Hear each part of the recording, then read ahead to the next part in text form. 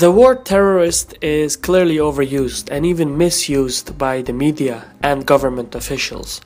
Now, there are genuine terrorist organizations, but the media has created this image of the terrorist and portrayed it as a group of uneducated conservative extremists hiding up in the caves. The truth is that most attacks that have occurred in the US and Europe had well-thought geopolitical intentions. So what is terrorism? And what is the main intention behind an attack?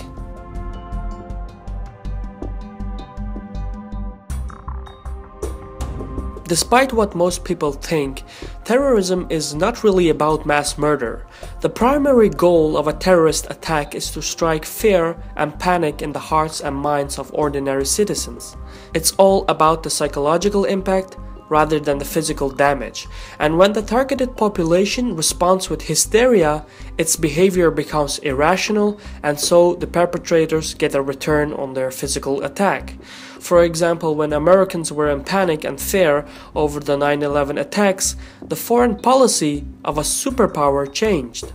The psychological impact of the attack was so strong that it resulted in the invasion of Afghanistan and, to some extent, the invasion of Iraq. And this was the reaction Al-Qaeda had wanted to provoke. Another example is the Madrid train bombings in 2004, just 3 days before the national elections. The fear and anger that the Spanish population experienced resulted that the ruling party lost power in the elections. Again, exactly what Al-Qaeda had hoped for. I think it's important to recognize that terrorists are not just a couple of extremists with long beards hiding in the caves. This is how Hollywood portrays them, but most terrorist organizations think 3 moves ahead. They are intelligent, resourceful, and formidable opponents. Most terrorist organizations do extensive planning and have geopolitical ambitions. They do a lot of calculations and understand the fundamentals of the human psychology. They know how to manipulate people and how to provoke countries. When we recognize this fact, the terrorist loses its mystique and we start to look at them from a pragmatic perspective. Another issue I want to highlight is the role of the media. Now, the mainstream is not at all that honorable or objective. These are companies, and as such, their primary interests are financial. For example, television channels are influenced by sponsors, gatekeepers, and what news attracts the most viewers. The thing is that negative news sells best. People are just not that interested in positive news. It has very little news value. Think about it. When was the last time you read anything positive? This mindset that negative news sells best is counterproductive when it comes down to terrorism.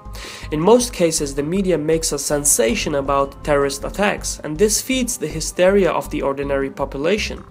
Every terrorist organization is aware of this fact.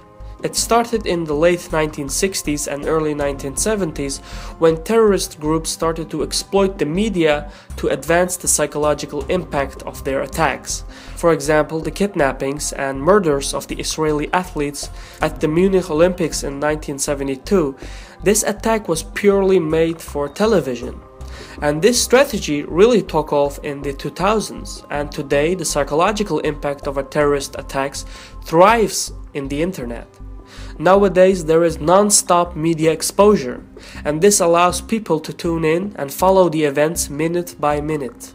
This amount of media exposure allows the viewer to become secondary victims as the violence unfolds, because the propaganda of the attack becomes far larger than just those in the immediate vicinity. Just think about how watching the 9/11 attacks live on TV affected you at the time. Now, 24-hour media exposure is just how the modern media works, but more than often, the media deliberately builds a sensation around a terrorist attack. And the media is not alone in this. The internet can spread misinformation and fear very quickly over a large portion of the population. The scarier and crazier the story, the faster it spreads and the more the website earns from advertising revenues.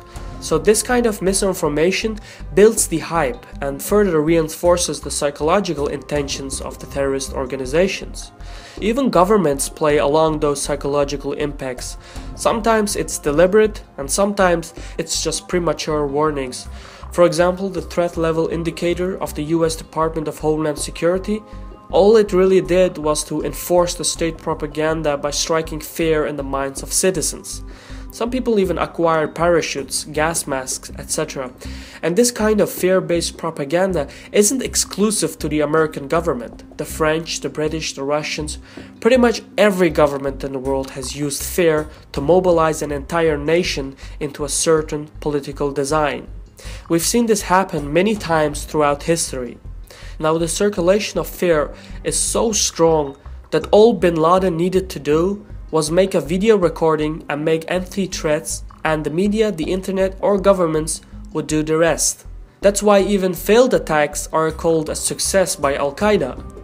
For example, the underwear bombings in 2009, despite its failure, Al-Qaeda called it a success because the fear caused a disruption in the transportation of goods, and that resulted in economic damage. It wasn't even necessary to kill anyone. So how can we put a halt to terrorism? Well, we can't stop the attacks.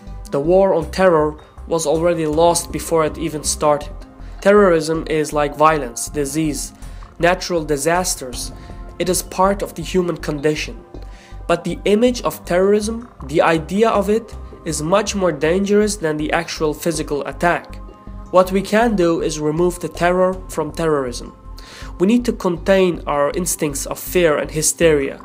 Just being aware that fear is what terrorists really want will help us reduce the impact of an attack.